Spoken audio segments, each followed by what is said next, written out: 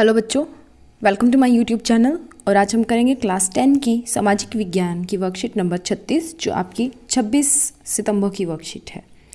इसके अंदर हम जो चैप्टर पढ़ रहे हैं वो है यूरोप में राष्ट्रवाद का उदय।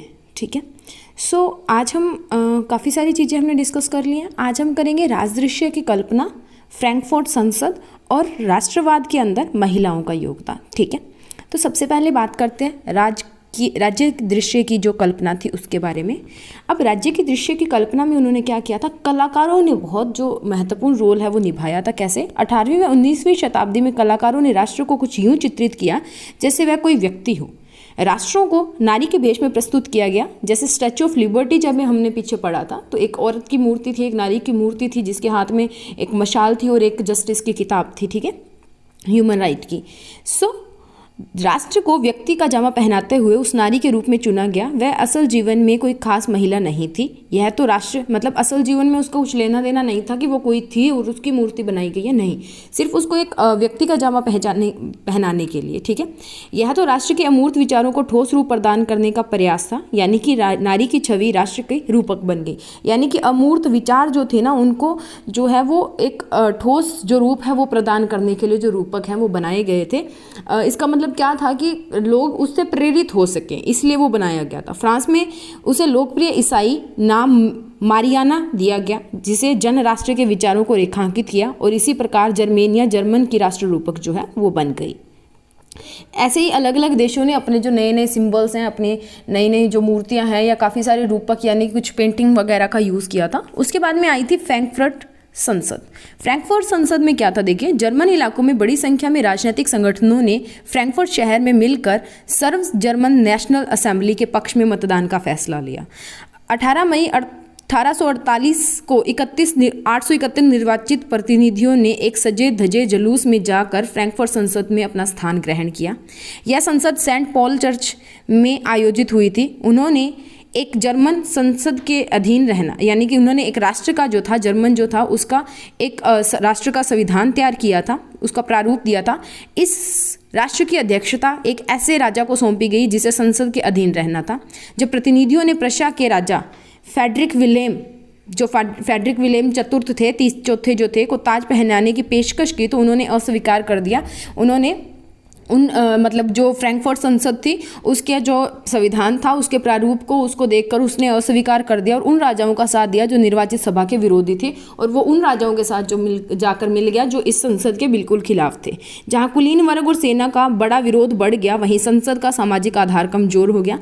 संसद में मध्य वर्गों का प्रभाव अधिक था, जिन्होंने मजदूरों और कारीगरों की विशेष मांगों का विरोध किया, जिससे वे उनका समर्थन खो बैठे। अंत में सैनिकों को बुलाया गया और असेंबली भंग होने पर मजबूर हो गई। यानी कि उसके जाने से, विलियम्स के जाने से, जो विलियम था उनके जाने के बाद में क्या हुआ था कि कुलीन वर्ग और जो सेना थी उसके बीच में विरोध बढ़ गया था, और संसद जो थी उसके अंदर सबसे ज़्यादा प्रभाव जो था मध्य वर्ग के लोगों का था, मिडिल वर्ग के, और जिन्होंने मजदूरों और कारीगरों के लिए जो विशेष मांगे थी उनका विरोध किया था, कि जो रखी गई थी उनका विरोध किया था, और जिससे वे उनका जो मिडिल क्लास वाले थे उनका समर्थन भी उन्होंने खो दिया था। अंत में कोई सेना बुलाकर जो असेंबली जो है वो भंग कर दी गई। उसके बाद में राष्ट्रवाद में महिलाओं का योगदान, तो महिलाओं ने राजनीतिक संगठनों का निर्माण भी किया था, समाचार पत्रों का प्रकाशन किया था, मताधिकार प्राप्ति हेतु संघर्ष किया और राजनीतिक बैठकों में हिस्सा भी लिया था। उन्होंने फ्रैंकफर्ट संसद के अंदर भी हिस्सा लिया था। उसके बाद में कुछ प्रतीक दिए गए और उनके अर्थ हमने देखना है। तो टूटी हुई बेड़ियां किसका? गुलामी का अर्थ होती है। टूटी हुई बेड़ियों का मतलब क्या होता है? वो गुलामी से आज़ाद हो गए हैं।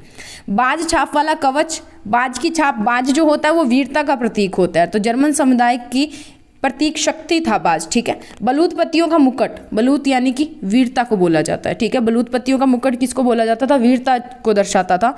तलवार, मुकाबले की तैयारी, तलवार तो आपको पता है युद्ध में मुकाबले के लिए होते हैं, तो मुकाबले की तैयारी। तलवार पर लिपटी जैतून की डाली, शांति की चाह, यानी कि तलवार के ऊपर जैतून की डाली जो है वो लिपटाई हुई है। जैतून के अंदर से बहुत अच्छी जो वो सुगंध भी जो है वो देखने को मिलती है, और उसके तलवार के ऊपर जैतून की डाली लपेट दिया ताकि वो किसी को हार्म ना कर सके, किसी को मार काट ना सके, यानी कि लोग शांति चाहते हैं। काला, लाल और सुनहरा तिरंगा उदारवादी राष्ट्रीयों का जो झंडा था। उगते सूर्य की किरणें, एक नए युग की शुरुआत। जब नया सूर्य उगता है, नया दिन होता है, तो नए उगते सूर्य की किरणें जो थी वो एक नए युग की शुरुआत के बारे में बता रही थी। ठीक है, तो ये थी हमारी वर्कशीट। उसके बाद में देख लेते हैं इसके क्वेश्चंस को। टोटल 4 क्वेश्चंस हैं, चलते हैं उनको डिस्कस कर लेते हैं। पहला क्वेश्चन है बेटा हमारा, पुराने समय राष्ट्रवाद के उदय में दृश्यक रूपों के योगदान पर चर्चा कीजिए। दृश्यक रूप जो अभी हमने बताए थे कि कुछ मूर्तियां और कुछ झंडे वगैरह, कुछ साइंस जो चिन्ह वगैरह हैं वो बनाए जाते थे।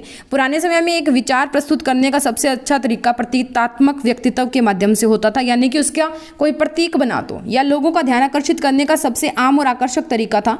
फ्रांसीसी क्रांति के दौरान कलाकारों ने स्वतंत्रता, न्याय और गणतंत्रता जैसे विचारों को चित्रित करने के लिए औपचारिक रूपक का प्रयोग किया। मैरियन, जैसे कि मैरियन की एक एग्जाम्पल कर लेते हैं कि मूर्तियों को सार्वजनिक स्थानों पर खड़ा कर दिया गया ताकि वह जनता को एकता के राष्ट्रीय प्रतीक की को याद दिलाया जा सके और उन्हें इसके बारे में पहचान करने के लिए राजी किया जा सके, यानी कि लोगों के अंदर एकता की भावना को जागरूक करने के लिए मैरियाना की जो मूर्तियाँ वो जगह जगह पर खड़ी कर दी गई। सेकंड क्वेश्चन है, राष्ट्रवाद के उदय में महिलाओं के योगदान पर चर्चा कीजिए। तो महिलाओं ने अपने जो है वो राजनीतिक संघों का गठन जो है वो किया था। उन्होंने राजनीतिक बैठकों और प्रदर्शनों में भी भाग लिया था। फ्रैंकफर्ट संसद में भी महिलाओं ने भाग लिया, हालांकि पर्यवेक्षकों के रूप में, यानी कि उनको मतदान करने का अधिकार नहीं था, पर भाग उन्होंने लिया था। उदारवादी आंदोलन में भी जो महिलाएं थी उनका बहुत बड़ी संख्या के अंदर योगदान था, बहुत बड़ी संख्या में उन्होंने भाग जो है वो लिया था। उसके बाद में फ्रैंकफर्ट संसद के महत्व पर प्रकाश डालिए। फ्रैंकफर्ट संसद का नाम राष्ट्रवाद के आंदोलन के एक मुख्य पड़ाव के रूप में गिना जाता है।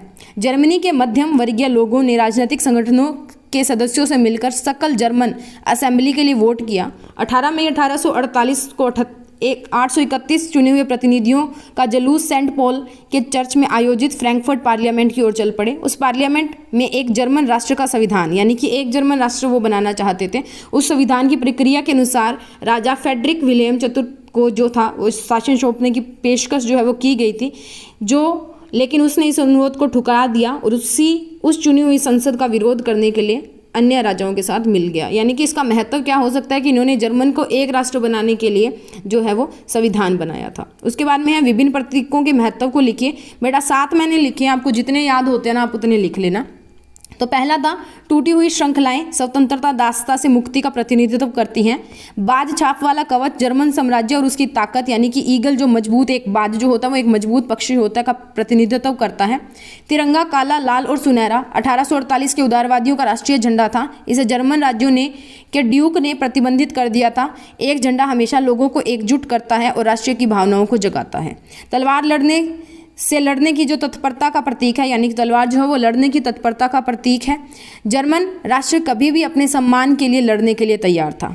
बलूत है, बल्लू नहीं आएगा बच्चे, यहाँ पे बलूत आएगा। बलूत के पत्तों का जो मुकुट है वो साहस, बहादुरी और वीरता के लिए खड़ा है।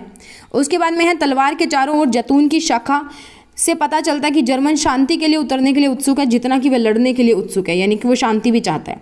उगते सूरज की किरणें एकजुट जर्मन राष्ट्र के रूप में एक नए युग की शुरुआत का प्रतीक हैं। ठीक है, तो ये थे हमारे कुछ क्वेश्चंस, जिसके अंदर ये है हमारा 4th क्वेश्चन का आंसर। उसके बाद में है 3rd क्वेश्चन, नेक्स्ट है 2nd वन, एंड उसके बाद में है हमारा 1st क्वेश्चन। ठीक है, इसी के साथ हमारी वर्कशीट यहाँ पे खत्म होती है।